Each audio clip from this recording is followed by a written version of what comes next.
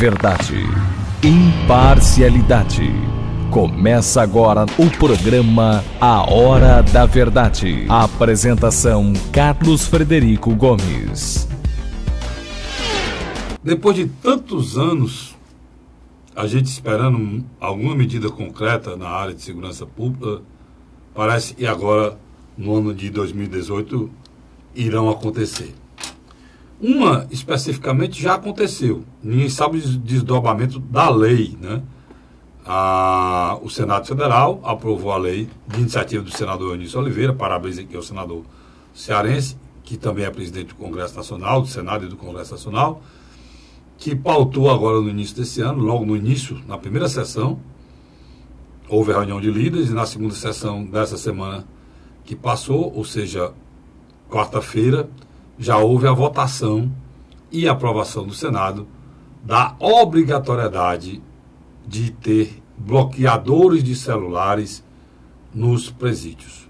O mais importante é que a lei do senador Eunício, ela se cercou do cuidado de, ao mesmo tempo, de fazer a obrigatoriedade, fazer a obrigação de que os estados da federação gastem, façam um projeto e coloquem os bloqueadores de celular, mas o senador Eunício teve a preocupação também de garantir os recursos para que isso pudesse ser feito, né?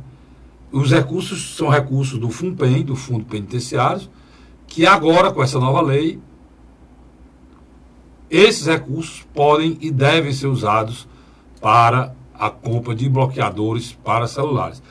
Outra medida importante dentro dessa própria lei, e digo da lavra do senador Eunício, é que os estados, as secretarias de justiça estaduais, têm até 6 meses para deixar funcionando o bloqueador dos celulares.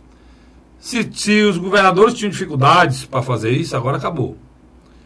Então os governadores dos estados devem correr para fazer isso o mais rápido possível. O governo federal transferir esse recurso o mais rápido possível e os governadores exercerem a sua obrigação, agora constitucional, por lei, porque isso aqui foi uma proposta de emenda constitucional, agora eles têm obrigação de colocar os bloqueadores dos presídios. É uma notícia importante, alvissareira. Os mais céticos dizem que a bandidagem vai arranjar um jeito de desligar esses aparelhos, de desligar esse sinal e não vão funcionar, vão botar e não vão funcionar, vão quebrar, vão desligar, vão fazer um bocado de coisa. E se isso acontecer, incompetência de gestão estadual. Aí qualquer culpa, qualquer ação contra a gestão estadual, nós estaremos do lado para fazer a crítica. O que é que aconteceu em relação à tecnologia? A mesma tecnologia que beneficiou a minha vida, a sua vida, que permitiu com que você tivesse na sua mão um aparelho em que você tenha quase todas as respostas das questões matemáticas, geográficas, literárias do mundo na sua mão, é a mesma tecnologia que permite que bandidos deixem de ser bandidos e passem a ser terroristas. O que são os grupos de facções hoje no Brasil? Não são nada mais, nada menos do que terroristas. Aqui no estado de Ceará, esse terrorismo já foi exercido.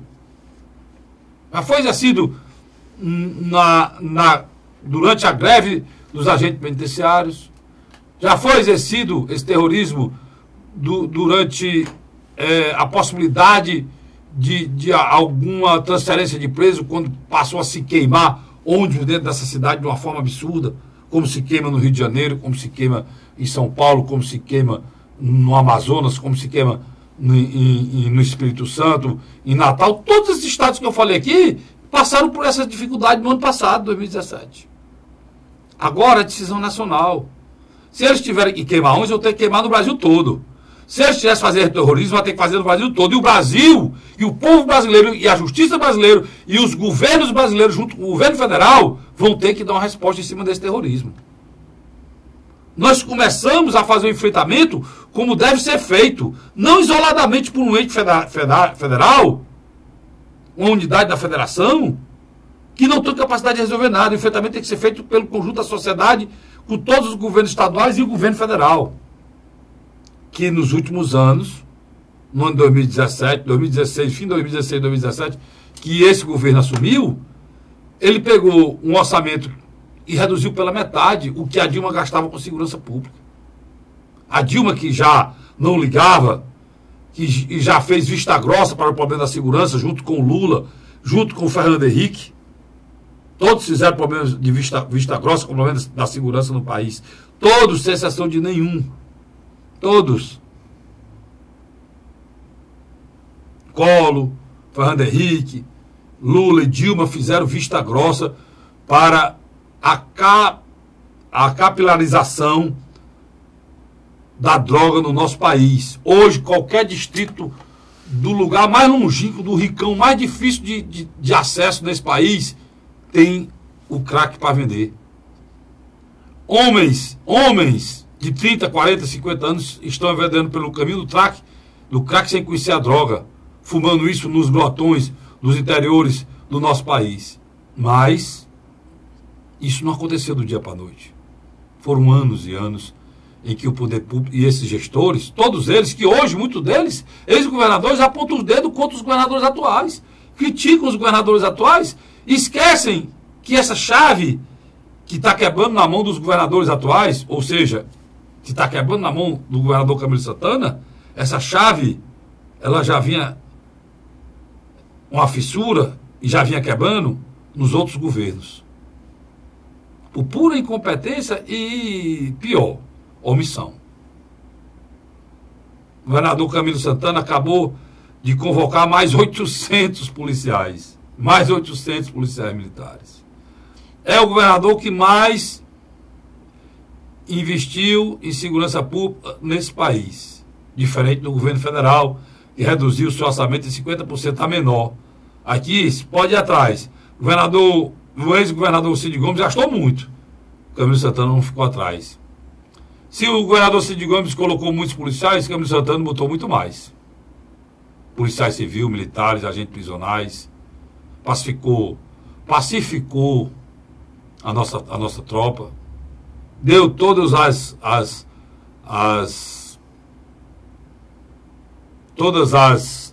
nomeações, todas as promoções que estavam atrasadas de anos, ele concedeu. Estrutura, carro, armamento, enfim. Nós temos uma coisa muito importante a dizer sobre isso.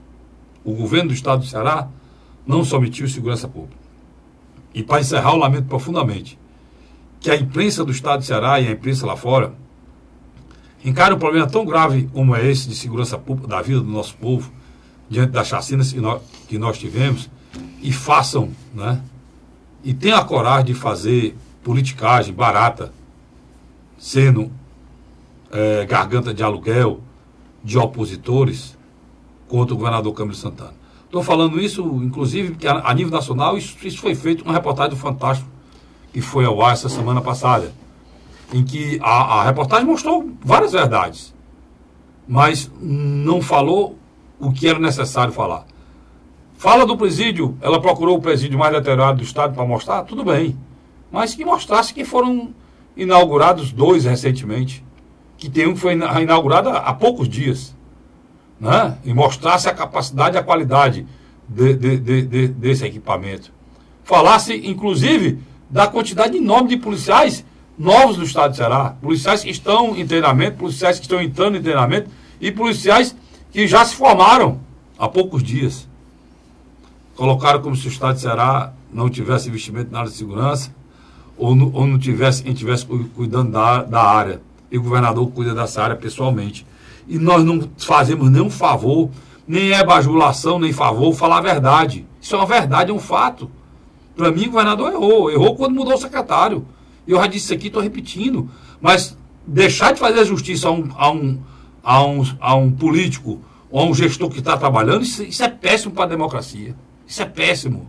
E a imprensa faz muito isso hoje. E nós temos que nos contrapor a isso. E um dos motivos que esse programa existe no ar, na televisão brasileira, existe no rádio brasileiro, o programa Hora da Verdade, é para trazer luz a esse tipo de coisa. A imprensa brasileira é muito marrom. eu estou cortando na carne aqui. E quando chega em época de eleição, vira muito mais marrom.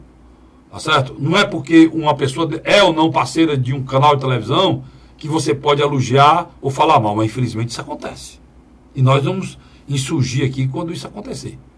Tá certo? É necessário que a gente tenha, no mínimo, de ética e respeito à dor da população brasileira e da população cearense, que vive no Brasil e também vive o flagelo da segurança pública. Luiz, graças a Deus a gente fala de coisas ruins, mas também fala de coisas boas e são essas medidas que foram tomadas no Senado Federal. Eu espero que seja posto em prática o mais rápido possível, né, Luiz? Deixa eu fazer um primeiro ponto positivo da sua fala, que há pouco eu escutei. A crise no Rio de Janeiro é falta de pagamento dos salários atrasados. Vamos começar de novo. A crise no Rio de Janeiro é a falta de pagamento dos salários, equipamentos deteriorados, carros, armamentos, os quartéis. O sistema de segurança fragilizado como tudo. Não, mas o que eu quero enumerar, entendendo? Delegacias. Defasagem do salarial em relação ao resto do país. Sem dúvida, sem dúvida. Vamos no caminho do Ceará. Camilo Santana reaparelhou a polícia nesses últimos 3 anos. E recompôs. Não é nem a questão do aparelhamento não disse não que o ex-governador Cid Gomes também fez demais nessa área. Não, mas o que o governador Cid Gomes não fez, e você está querendo falar, e é importante ele falar. Ele manteve o mesmo padrão. Ele manteve o mesmo padrão. O que você está querendo dizer? Que o equipamento que teve desgaste, ele repôs com a qualidade que o salário dos nossos oficiais aumentou. Não, aí já é a questão das promoções. Exatamente. Que já o ex-governador não deu. Exatamente. O ex-governador Cid Gomes não deu. Mas o Camilo deu. E deu, inclusive, os atrasados. Olha só, então, não existe salário atrasado. E fez mais, ele colocou o Ceará como o estado na média do Nordeste. E hoje o Ceará está entre os 8 ou 7 maiores salários do Brasil. Mas aí, que eu acho interessante, quando eu lhe assisto no programa A Hora da Verdade, na M Cidade, você colocou uma coisa que eu achei interessante. Essas mortes que estão acontecendo no Ceará, muitas vezes, é muito mais em função dos conflitos de gangue contra gangue. Hoje, muito mais. E as que aconteceram agora, Luiz, nesses últimos dias, são retaliações de um grupo ao outro. De um grupo ao outro em relação às chacinas que aconteceram. Por exemplo, a chacina que aconteceu lá no bairro Cajazeiras, viu, senador Tassi? É Cajazeiro o nome do é Juazeiro. Não é Juazeiro, não. O nome do bairro Cajazeiras, viu? E fica bem ali. De um lado esquerdo é a cidade de Sonário, né? E do lado direito de quem vai de quem está saindo da cidade, do lado esquerdo é a cidade de Sonário, do lado direito fica a Cajazeiras ali, indo no caminho do Castelão, que ali já é Cajazeiras. Então, a chacina que houve lá no bairro Cajazeiras, a de Itapajé já foi retaliação pela chacina. E todas as mortes que se sucederam, e foram muitas, viu, Luiz? Todas é por conta dessa briga. Lembrando, como a gente disse hoje no programa pela Ordem, lá na TV Fortaleza, lembrando muito o que aconteceu lá no Exu. Aquela briga familiar que aconteceu durante décadas, né? E passando de pai para filho. Está igualzinho o Ceará. Agora, o que é importante ressaltar, Luiz, e aí foi importante a sua fala, é que no estado do Ceará é diferente do Rio de Janeiro. No Rio de Janeiro, além no Rio Grande do Norte também. No Rio Grande do Norte, pronto. Também, foi perfeito. Foi perfeito. Rio de Janeiro. O Rio Grande do Norte e o Rio de Janeiro são dois problemas diferentes do Ceará. Rio Grande do Norte e Rio de Janeiro tem problema de gestão, porque tem insolvência administrativa de gestão e fiscal. O Estado é falido, não tem condições de pagar nada, totalmente diferente do Estado de Ceará. O governador acabou de entrar uma turma para ser treinada, o governador recebeu outra turma, tinha outra turma treinando, e ele chamou mais 800 ontem. Né? O governador no meio da confusão da chacina, ele já estava indo para Aracati para entregar um vídeo monitoramento de uma cidade com um raio. O governador está levando um raio para todos os municípios do estado do Ceará. Começou aqui com o Eusébio. Então, o processo de enfrentamento da bandidagem do Ceará existe. Ele não chega ao sucesso esperado, por quê? Porque o Ceará, por sermos uma cidade muito turística, a principal do Nordeste hoje, por estarmos em uma localização privilegiada, mais próximo da Europa, o Ceará é a rota principal do tráfego do Brasil. E o aeroporto internacional. Pois é. O Ceará é a rota principal do tráfego do Brasil.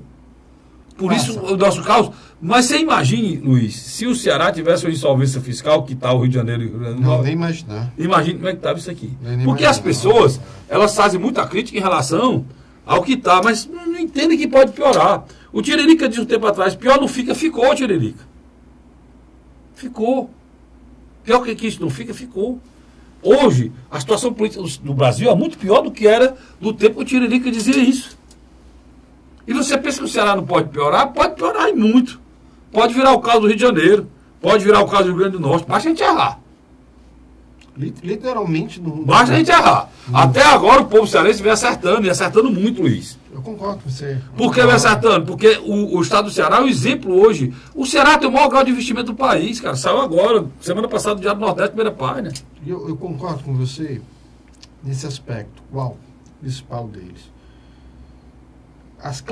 Os políticos em si, situação e oposição, tem que esquecer a diferença. E tem que trabalhar conjunto.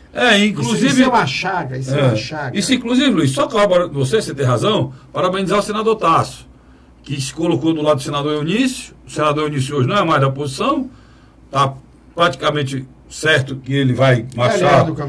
É aliado do Camilo Santana, e o senador Tasso se colocou, aproveitou o momento. Os dois senadores mais falados desse processo de enfrentamento da violência que está tendo no Senado são cearenses. O presidente do Senado, que com a força que ele tem, conseguiu pautar e aprovar, e o senador Tasso e pediu uma sessão temática, com a vinda do ministro da Defesa, Raul Jungmann, do ministro da Justiça, o Jardim lá, Torquato Jardim, e o secretário nacional de Segurança Pública, é um general que eu não sei o nome. E nem quero saber, porque ele nunca fez nada, não adianta saber o nome dele. Mas pode continuar, Luiz. Então, o que eu acredito? Essa crise no estado de Ceará, que aconteceu nos últimos dias na área de segurança pública, ela demonstrou uma coisa muito, muito significativa. A relação Camilo Santana, governador do estado de Ceará, e o presidente do Senado, Eunício de Oliveira, é realmente de uma certa amizade mesmo. Eu senti que havia ali não existe só um interesse político administrativo para se tornar um... E para haver amizade, Luiz, tem que haver cumplicidade. Eu acho que existe hoje. E hoje houve a cumplicidade em relação a essa atitude dos bloqueadores. Por quê? Vamos explicar aqui para o nosso assinante. Fique à vontade. Vamos explicar aqui. O Luiz foi muito feliz com essa lembrança que está se fortalecendo essa amizade. Por quê? Porque o governador Camilo tinha mandado, no ano passado, para a Assembleia Legislativa, um projeto de lei. Na abertura um projeto de lei na abertura do ano. Um projeto de lei que pedia o bloqueamento dos celulares pelas operadoras. Me lembro até que quando esse projeto foi para chegar lá, acharam um carro-bomba, né? Teve um carro-bomba. Teve um carro-bomba lá. Depois daí a Assembleia passou a ter um perímetro de proteção por conta disso aí. Já fruto das facções e do terrorismo, do narcoterrorismo ameaçando o Estado.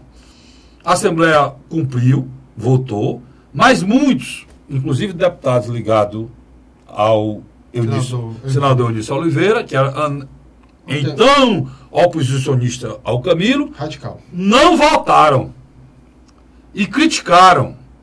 E disseram que era inconstitucional e o governador era para fazer a obrigação dele, não fazia.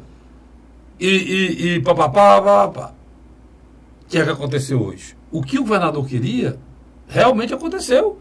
A Assembleia votou e o Supremo Tribunal Federal, de uma atitude para mim que eu acho irresponsável, Não, a Constituição não. Tem tanta coisa na Constituição que é desrespeitada nesse país e eles criam a dúvida. Criam a dúvida. Tá aí. Ficha limpa. É dúvida. A história da prisão em segunda instância. É dúvida. Quer que eu elenque? Eu elenco aqui 10 ou 15 decisões que geraram dúvida e ainda estão com dúvida. Porque há uma flexibilização. Quando tem interesse. Onde eles têm interesse. Quando não tem interesse, não. Derrubaram. Tudo bem. Mas o que o governador sempre alertou, desde, como o Luiz falou muito bem, desde o ano passado, o governador dizia, essas decisões precisavam ser tomadas a nível federal, hoje o senador Eunício fez com uma proposta dele, assinada por ele. Tinha outras iguais lá, mas ele desprezou e ficou com a dele. Né? Ele não é diferente. Né? Mas foi um avanço, foi um avanço. E ele assinou e praticamente atendeu o pedido de quem? Do governador. E talvez um pedido do governador Camilo Santana, feito pelo hoje aliado Eunício Oliveira, que perdeu a eleição para ele há 4 anos. Né? Hoje aliado Eunício Oliveira, talvez essa união resolva o problema de muitos estados brasileiros. Eu acho que não é só isso, não. Ele literalmente deixa os núcleos pensantes dessas gangues, dessas quadrilhas, inoperantes. Por quê? Eu já lhe dei um exemplo.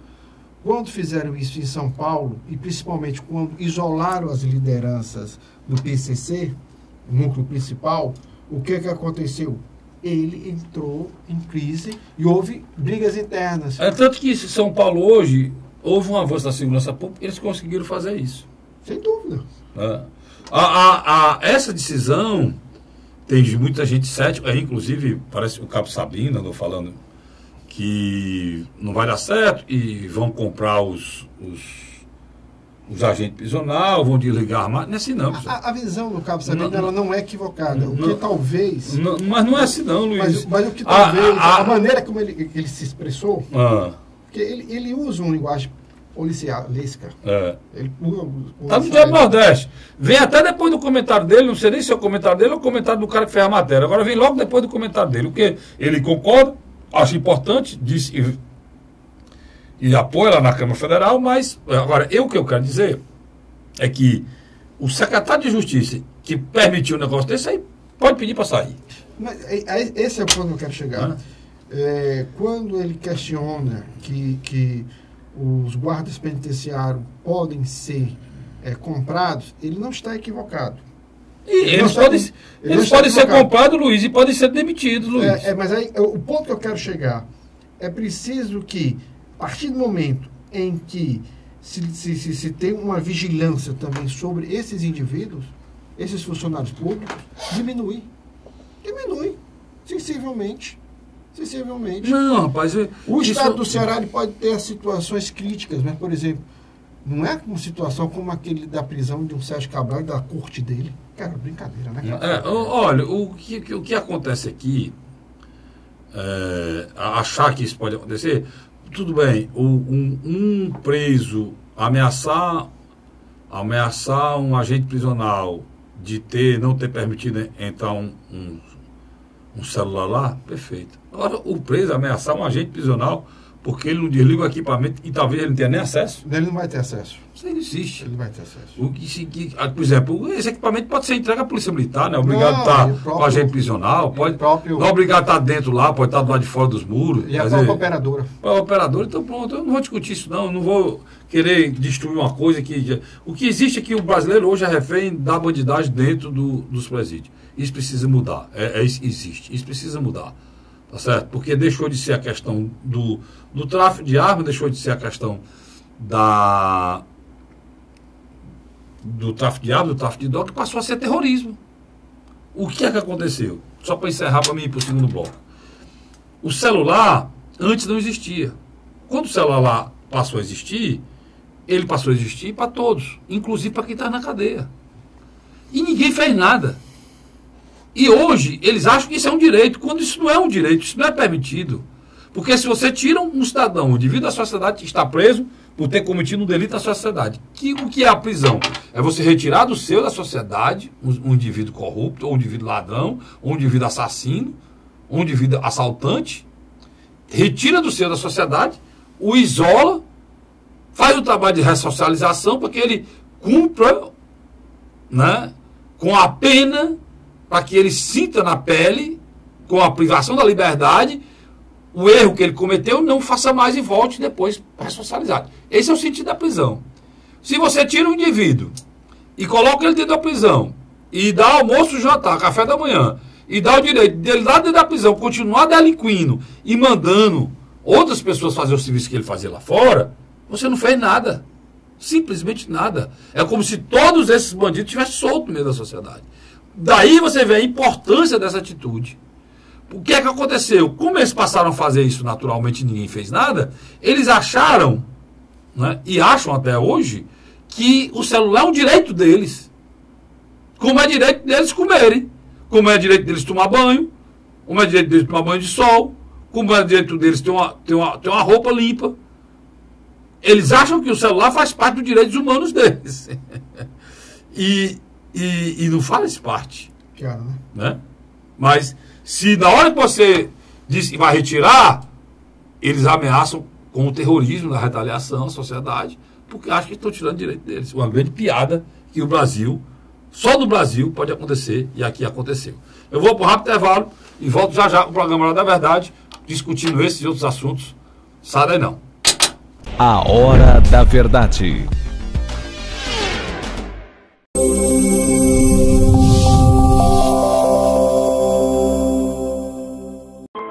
A Assembleia Legislativa começou a campanha Ceará Sem Drogas. A discussão vai ser levada para todo o estado, prevenindo a população e buscando soluções para resolver o problema. Participe da campanha. Juntos ficamos mais fortes para combater essa verdadeira tragédia que destrói famílias, futuro e muitas vezes a própria vida. Ceará Sem Drogas, uma luta de todos nós. Assembleia Legislativa do Estado do Ceará. José de Arimanteia, Uruoca. Acordo 8 horas, 9 horas, aí carrego o carro e vou lá pegar água. Aí sai distribuindo os comércios. Estrada dessa, ó, pagou de você andar, ó. Você não gasta pneu, tem economia no bolso e anda rápido. Sertanejo pega uma estrada boa, fica feliz, fica contente. Assim como o trecho que liga Uruoca a Martinópole, o governo do Ceará está fazendo mais de 1.000 quilômetros de estradas mais importantes da vida de muita gente. Governo do Ceará.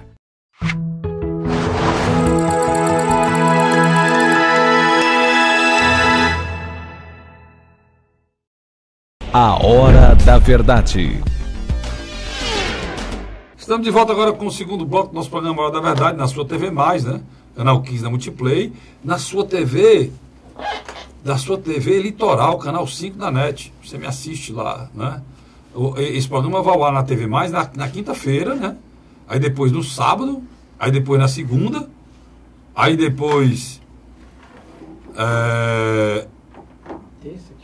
Na terça, quinta e no sábado, viu?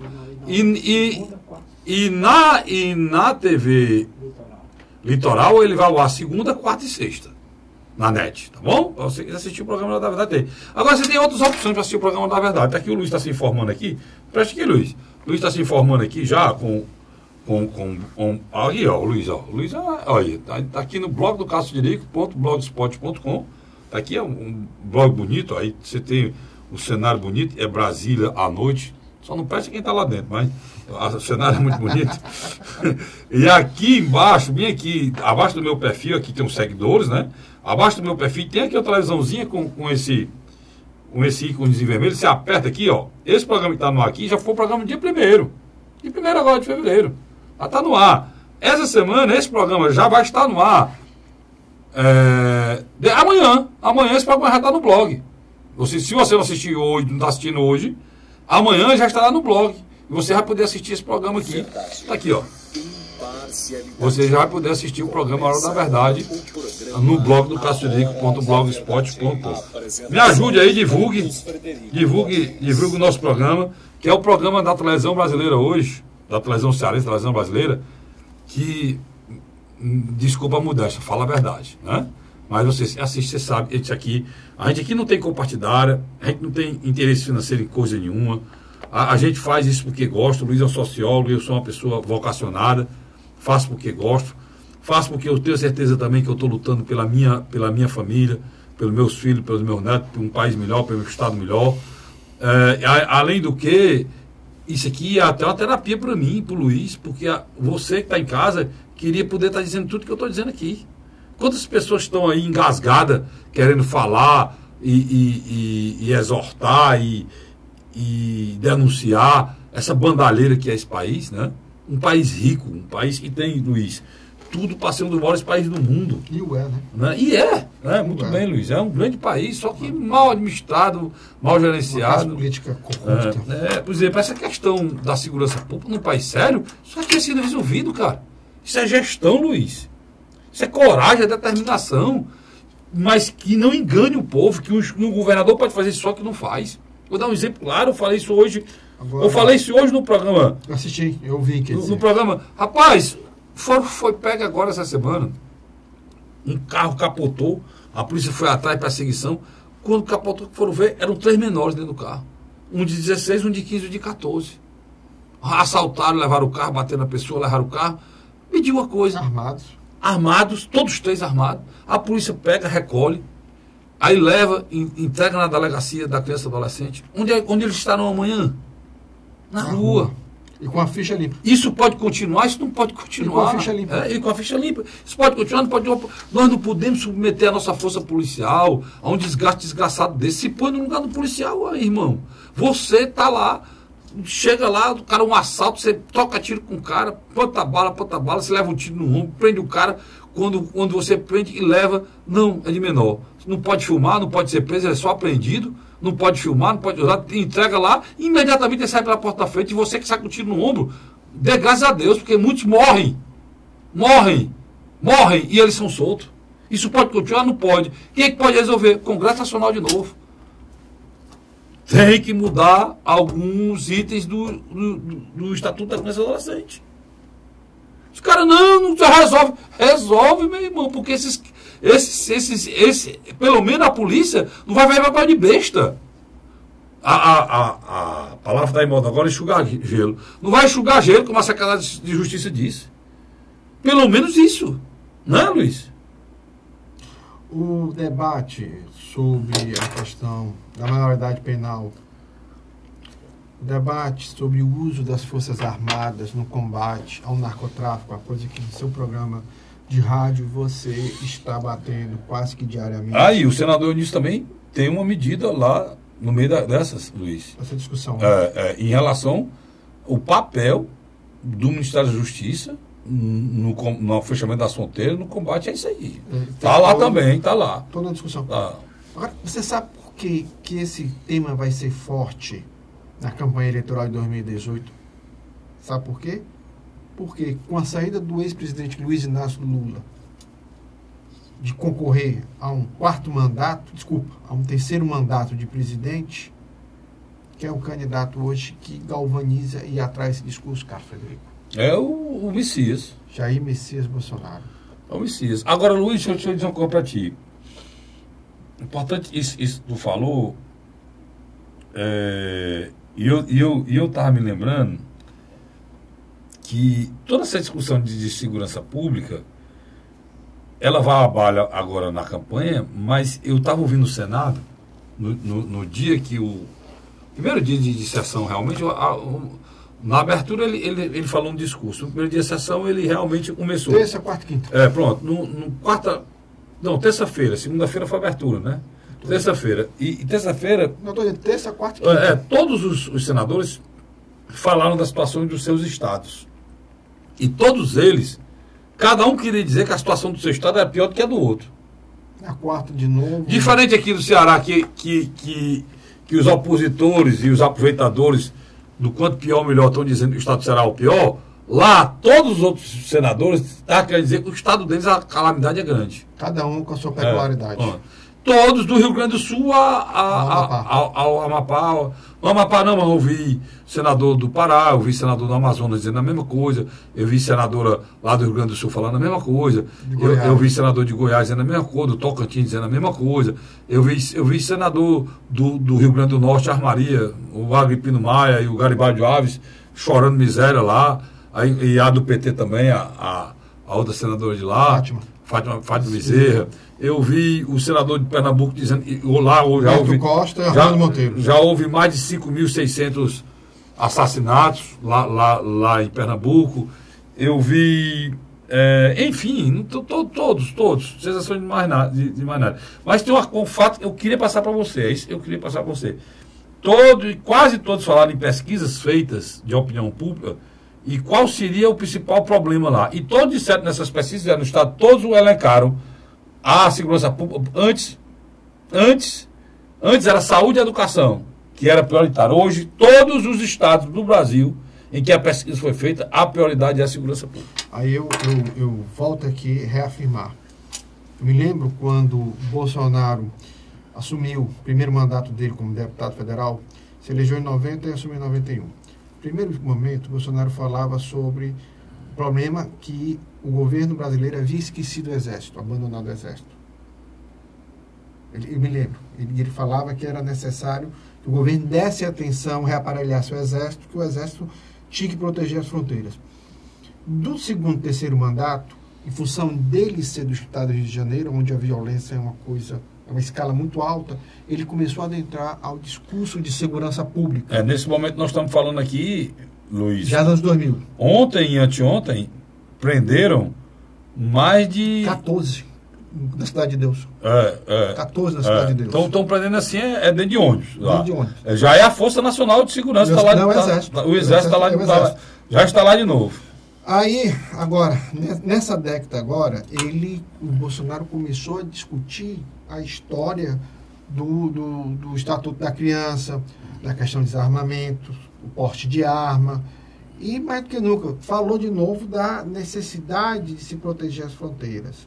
Só quero dizer para você que é interessante. Hoje, quando você olha o perfil e os índices do Bolsonaro, não é à toa, né, Carlos Pereira? Ele está discutindo o que os outros não estão discutindo, Luiz. Ele está discutindo a angústia do povo brasileiro. O povo brasileiro está angustiado com a segurança pública. E só quem fala Bolsonaro aqui eu dou conselho para o Ciro Gomes. Posso Só interromper? Pode interromper. E isso você colocou no seu programa com maestria, seu comentário, eu queria que você repetisse aqui. Na sua avaliação, o Bolsonaro tem que manter esse discurso sobre a segurança pública ou tem que se moldar para tentar discutir alguma coisa de economia muito que não é o forte dele? Muito pelo contrário, cara. A população está revoltada aí porque está acontecendo tudo isso no Brasil e esse governo aí só fala em previdência, só fala em economia. Luiz, a economia é importante, é fundamental, mas se você não tiver a vida, você vai atrás de ganhar seu pão como se você morreu. Qual é a vontade, qual é o gosto de um pai continuar a vida depois de um filho seu ser morto? E nós estamos falando aqui uma coisa que parece uma coisa assim, uma tragédia, não. E que no Brasil virou rotina. Pai enterrar filho. E quando não é, quando ele não entra no mundo marginal, se torna um viciado. Pois é. Também que adoece a família. Quantos pais enterraram o filho? Bandido é bandido, mas era filho dele. E virou bandido por quê? Pelo abandono, pela falta de prioridade dos gestores nos últimos 20 anos nesse país, Luiz. Essa é verdade, cara. Verdade. Essa é a verdade que precisa ser dita. Na hora que um ex-governador apontar o dedo para o governador atual, ele é mentiroso, é conivente. Porque nós vivemos essa situação de gravidade nesse país por conta de falta de prioridade nos últimos 20 anos na gestão pública brasileira como um todo. Presidente da República, governador e prefeito. Agora, sempre nós, eu concordo com você. Eu acho que era um tema que o presidenciável Ciro Gomes deveria adentrar. Deveria, porque apesar de que o Ciro alocou como sua principal bandeira de discussão a questão dos ganhos do capital internacional ou do mercado financeiro em cima do trabalhador brasileiro, eu acho que esse tema de segurança pública, eu acho que ele merece também. Não, e ele conhece muito, ele precisa entrar mais nessa discussão, porque hoje é a discussão. Hoje é a discussão. Você fala em saúde. Saúde para quê, se eu posso ser morto na esquina? Para que um jovem que está no crime vai se preocupar em fazer um exame ou tomar uma vacina, se ele sabe que ele pode morrer amanhã, como está morrendo aqui? Não chega a 25 anos a média. Luiz, começaram a ser mortos agora, se você vê a estatística de Fortaleza, 11 anos. Do estado de Ceará, corriqueiramente 13, 14 anos. 11 anos acontece, mas corriqueiramente 13, 14 anos. O pior, meninas, cara. Sementinha do mal, né? Antes, um dos motivos que a nossa expectativa de vida não crescia, e não cresce, a expectativa de vida do Brasil hoje era para ser igual da Europa, não é por conta da violência. Sabia disso? Principalmente, se olhar a expectativa de vida da mulher e do homem, a do homem não é maior, não cresceu mais, a da mulher cresceu muito mais. A do homem por quê? Porque o homem, o homem jovem brasileiro, o índice de mortalidade é alarmante. Nos Estados Unidos... É alarmante. Nos Estados Unidos, um médico, para entrar no Exército ou nas Forças Armadas, ele tem que fazer vários cursos, porque ele precisa fazer a operação causada por bala, facada, estilhaço. No Brasil, o cara sai da faculdade e tem que aprender estamarra, se ele for trabalhar num hospital público. Se você for aqui em Fortaleza, qualquer grande cidade do Ceará, os caras chegam com tiro. O Ceará, aqui os médicos do JF são os maiores especialistas do mundo. Eles podem ir trabalhar em qualquer hospital, em qualquer guerra do mundo, eles vão sair muito bem. Porque são grandes especialistas. Aprenderam, né? Aprenderam na marra. Né? Então, eu estou querendo dizer, Luiz, que toda e qualquer coisa que diga respeito à cidadania e faz parte do pacote normal em que o Estado Democrático de Direito oferece ao seu cidadão, ou seja, saúde, educação e segurança, que é o principal, que é dever do Estado, essas três coisas, tudo isso, a saúde e a educação, ela só tem sentido se as pessoas estiverem vivas. E se você vive no estágio com medo no Brasil, e se as pessoas não vivem, e o resto está tudo ameaçado. Vou lhe dar um exemplo claro. Hoje, hospitais no Brasil são assaltados. Pacientes são mortos dentro de UTIs. Mortos mesmo. Mortos dentro de UTI. Pessoas são baleadas e mortas na espera de um exame. Hoje, o cidadão da periferia está sendo posto para fora de casa. As casas estão sendo tomadas. As escolas estão sendo invadidas. Os professores não querem mais dar aula. Então, qual é a grande urgência? É essa. Porque se isso não for resolvido, não tem educação. Não tem mesmo. Não tem saúde. Isso é verdade. Daqui a pouco, Luiz, os professores vão se negar a ir para a periferia dar aula, cara. Ou não? Alguns já não estão mais nem indo. Pois é. Daqui a pouco, os médicos vão se negar a ir para os postos de saúde.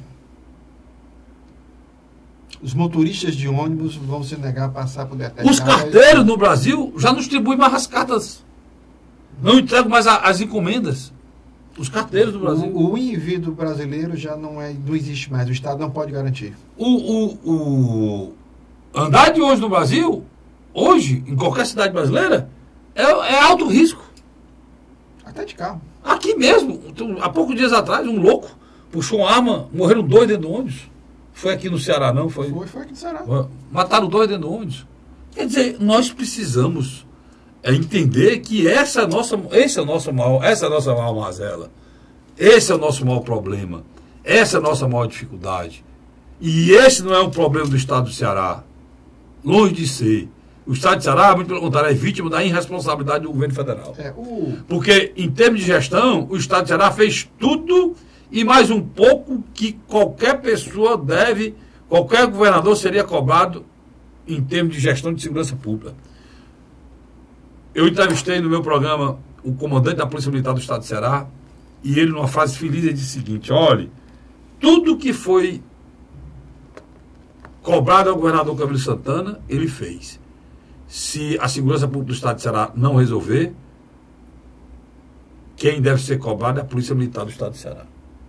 Comandante da Polícia Militar. Puxou para ele a questão da responsabilidade. Responsabilidade. E a nossa responsabilidade também como brasileiro, né? Cidadão cearense também. O cidadão brasileiro tem muita culpa, Luiz. Mas é muita culpa.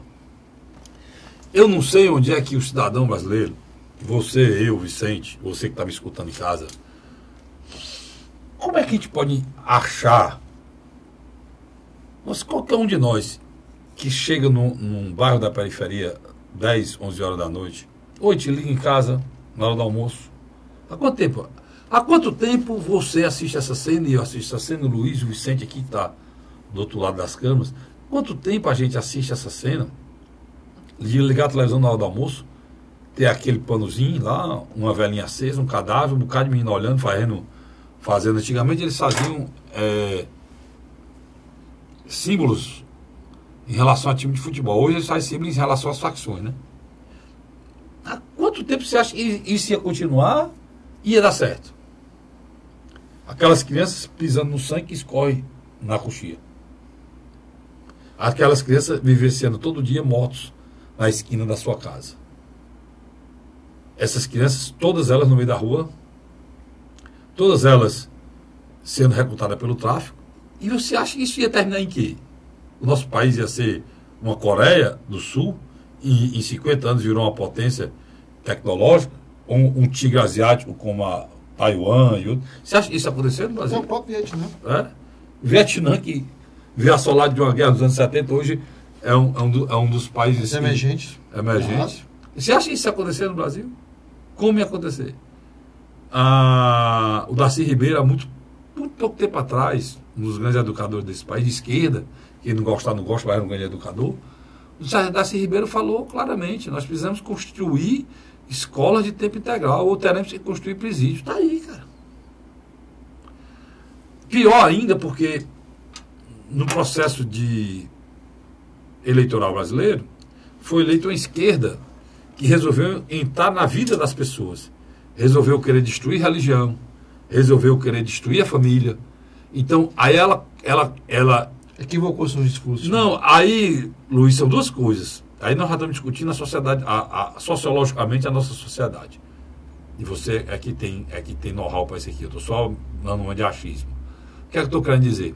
Aí você junta a tragédia de uma população inteira de meninos e jovens crescendo na rua, junta a isso uma mentalidade ideológica atrasada do tempo do Stalin, do Lenin, em que a família tinha que ser destruída e a religião não poderia existir para que as pessoas absorvessem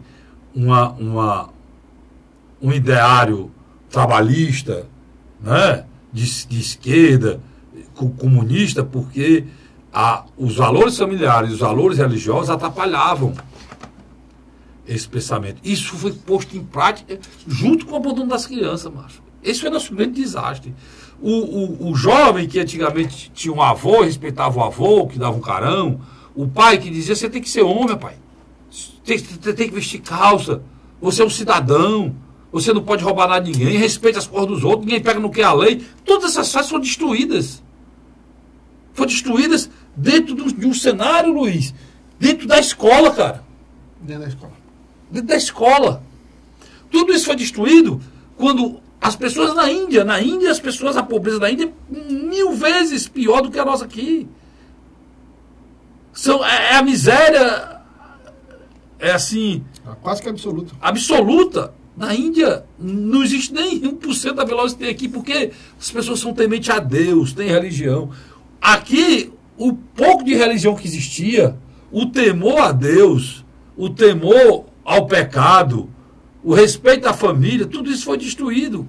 Aí junta a destruição da família, a destruição da religião, com o abandono do Estado às nossas crianças. Se não existe mais família, como não existe mais no Brasil hoje, essas crianças estão aonde? Estão na rua. A mãe já está no 4º ou no 5º companheiro, os irmãos são irmãos de cada pai, muitas vezes o pai molesta o enteado, muitas vezes o pai molesta a filha. O que a gente espera da sociedade dessa, Luiz? Está vendo rotineiro, né? Então, o que nós vivemos hoje é fruto de toda essa salada, cara. Degradação. E as ações têm que andar junto. A mudança nas leis, estão iniciando no Congresso.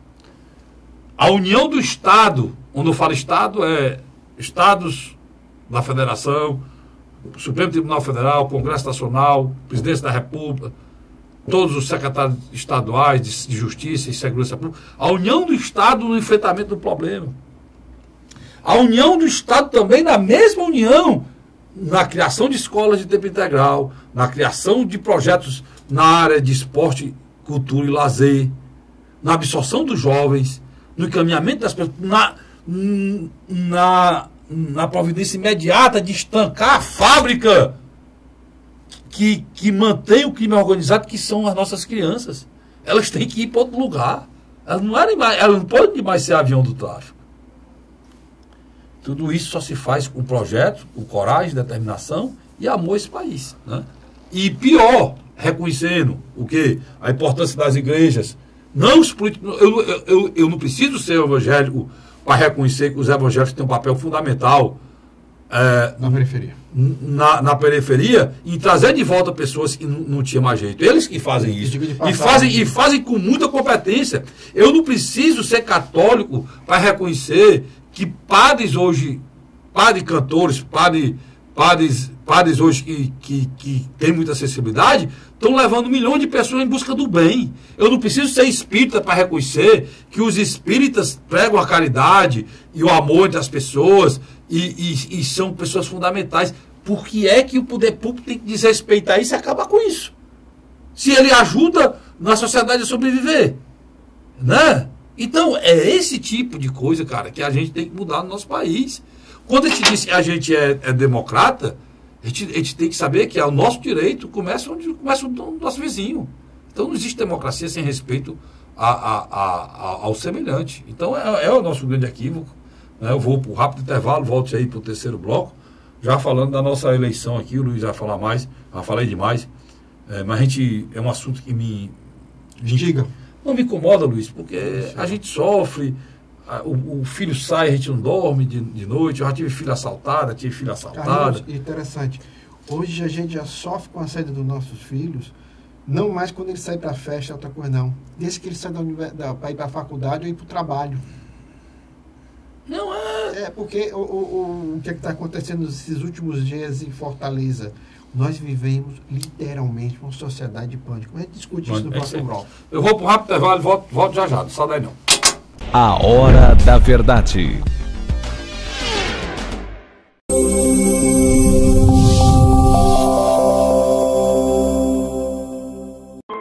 A Assembleia Legislativa começou a campanha Ceará Sem Drogas.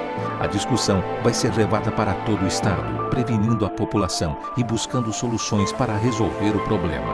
Participe da campanha. Juntos ficamos mais fortes para combater essa verdadeira tragédia que destrói famílias, futuro e muitas vezes a própria vida. Ceará Sem Drogas, uma luta de todos nós. Assembleia Legislativa do Estado do Ceará. José de Arimanteia, Uruoca. Acordo 8 horas, 9 horas, aí carrego o carro e vou lá pegar água. Aí sai distribuindo os comércios. Estrada dessa, para gosto de você andar. Você não gasta pneu, tem economia no bolso e anda rápido. Sertanejo pega uma estrada boa, fica feliz, fica contente. Assim como o trecho que liga Uruoca a Martinópole, o governo do Ceará está fazendo mais de 1.000 quilômetros de estradas mais importantes da vida de muita gente. Governo do Ceará.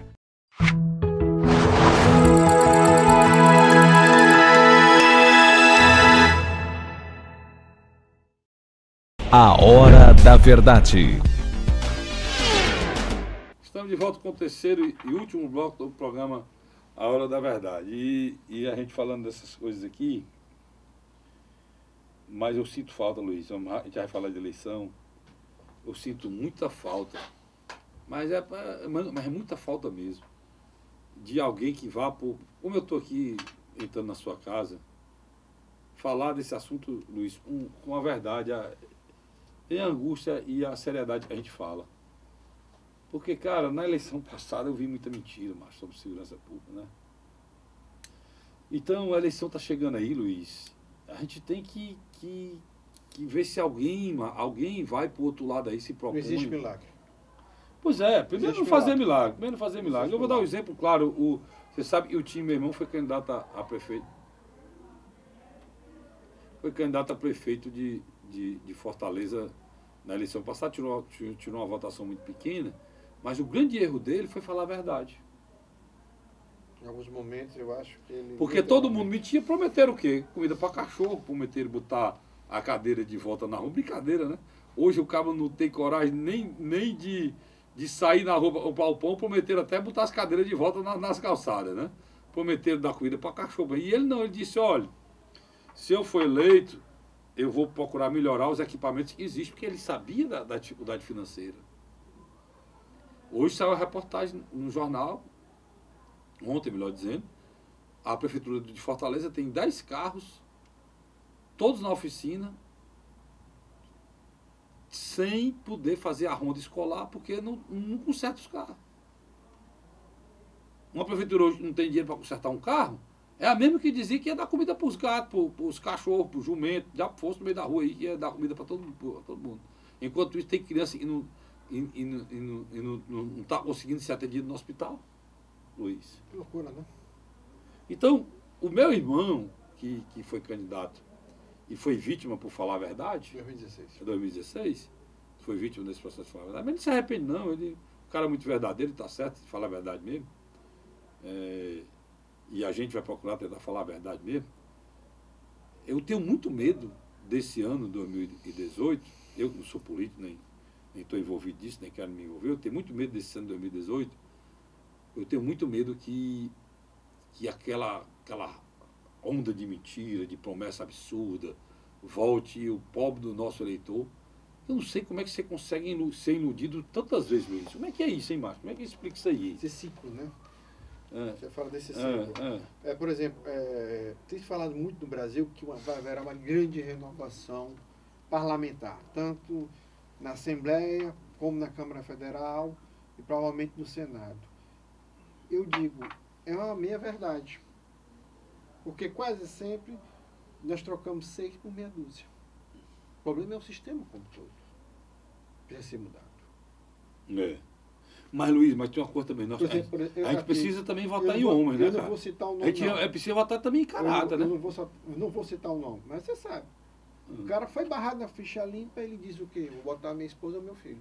Sempre é. Se você for falar nome aqui, a gente passa o dia todo falando aqui. Falar nome não, mas é o exemplo que eu estou dando. Então, quer dizer, às vezes você pega o jornal e diz, poxa, entrou fulano de tal novo do Quando você vai ver, ou é ligado a um grupo de interesse econômico, ligado a uma igreja. Mas Luiz é muito doido. O Brasil é preciso a gente para entender.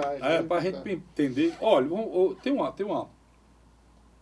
frase aí que foi cunhada há poucos dias não, 2 meses, pelos seguidores do Lula, a nível federal. Não fala de seguidores de Lula, pessoal, até explicar aqui. Eu não estou falando aqui de ninguém aqui do estado do Ceará ligado ao Camilo Santana. Esse pessoal aqui é outro PT. Seguidor de Lula que eu estou falando é lá de federal. Eu estou falando, sabe o quê? Gleice Hoffmann, narizinho, elitista lá, que fala no povo pobre e só toma vinho francês. Lindeberg Farias. Um cara que foi para a rua pedindo impeachment hoje, disse que houve um golpe. São pessoas antagônicas, são pessoas que têm um caráter duvidoso. Estou falando de gente boa. Uma figura como Paulo Paim, que é uma pessoa espetacular, não está nesse meio, é do PT. Uma figura Camilo Santana, que é um exemplo de gestão para o Brasil, é um nome que o PT teria para ser candidato a presidente da República. Camilo Santana. Várias áreas. Educação, a melhor do Brasil. Saúde, o que foi feito aqui na área da saúde, com toda a dificuldade, compara com os outros estados. Na segurança, mesmo com essa tragédia que houve aqui, compara o estado do Ceará. Ele foi o único governador do TAS para cá que conseguiu baixar 2 anos seguidos os índices de assassinato. Do TAS para cá ninguém conseguiu, foi ele que conseguiu. Eclodiu agora em 2017 e eclodiu em todos os estados do Brasil, não só aqui. Aí também era demais. É um nome espetacular, jamais seria escolhido. Por quê? Porque não faz parte do esquema lá, dos que montaram lá. Está longe. Então, não é nem lembrado. O cara lembra do Haddad, o cara que perdeu a eleição, para a reeleição com a máquina na mão, e não se lembra de um Camilo Santana, que está aí de vento e popa, hoje, se botar as pesquisas, lidera as pesquisas lá em cima aqui, para ser reeleito governador do Ceará. Então, eu estou só dando um exemplo. Eu estou querendo dizer, e é importante a gente dizer isso aqui, é importante a gente dizer mesmo, que há uma inversão total de valores. Diz assim, eleição sem Lula é golpe. Homem, isso, eleição com Lula não é golpe, não? Golpe no bom senso. Não, é golpe por quê? Se o Lula for candidato condenado em segunda instância, a ficha limpa não... tem que rasgar a ficha limpa. E jogar fora também todo o nosso sistema judiciário. Se o Lula for candidato sendo condenado, o cara não pode ser presidente sendo réu. Como é que o Lula pode ser presidente sendo condenado? Tem que rasgar a Constituição Federal. Aí você vai dizer que um juiz e a equipe dele, de primeira instância, estava errada. Você vai dizer que 3 desembarcadores estavam equivocados, que não havia provas. Não, não é 3, Luiz. É Ministério Público, é Justiça Federal, é todo mundo. Tô dizendo... O que esses caras querem nos convencer, o que eles querem me convencer, é que todo o Brasil jurídico está macuminado, em conluio, para derrotar o Lula. O diabo é que o Lula fez de tão ruim que toda essa gente quer mentir e imputar e condenar o inocente, cara. Eu queria que me convencesse disso. Olha, Só um detalhe. no tempo do Lenin, no tempo do Stalin, no tempo do nazismo, isso era exercido de uma forma forte. Era um mantra. Olha, convenceram que um alemão de zóio azul era mais inteligente do que um judeu. Convenceram o povo alemão, que é um povo estudado. Convenceram com isso, com mentira, esporadicamente. E o povo alemão acreditou e abraçou a causa do Hitler. De onde é que o Einstein? Einstein é um judeu. Você conhece algum alemão, por ter os olhos azuis, mais inteligente do que Einstein? Então, irmão, pelo amor de Deus, vamos lá. Convenceram com mentira. Imagine o nosso povo aqui. Eu não sou contra nem a favor de ninguém, eu não estou interesse partidário em nada. Mas é impossível você querer que eu venha para a televisão, ou eu venha dizer aqui que o que estão fazendo com Lula é um tremendo colo e injustiça de perseguição. Meu irmão, é muita gente para combinar. Tem que combinar com muita gente não, isso aí, Luiz? Eu acho que existe hoje, dentro do próprio Partido dos Trabalhadores, um ponto de concordância. Ela pega um Paulo Paim e um Camilo Santana, o PT tinha um nome aí voando. Com o apoio do Lula, se quisesse apoiar. Já é necessário lançar urgentemente uma candidatura apoiada pelo Lula. Faça um bem, pega um Ciro Gomes e um Haddad, junte os dois, lance uma chapa e dê uma opção de esquerda ao povo brasileiro. Tem ganhado força nessa Pois peça. Essa peça tem ganhado força. Agora, querer dizer que a única saída é pegar um cara condenado e colocar para uma aventura de uma eleição no Brasil e colocar, Luiz, o nosso país daqui a um ano no impasse, numa crise institucional, como é que um cara condenado pode ser presidente da República? Diga de passagem, essa semana que passou, casal de marqueteiros botou mais lenha na fogueira, né? Nós vamos falar na próxima semana. A declaração da Mônica e do casal Santana. Do Santana lá foi pesada ainda, muito mais coisa ainda do que a gente esperava. O Deicide Amaral vai falar. Tem muita coisa para ser dita. E o Palocci já está em vias de regra para assinar a delação premiada.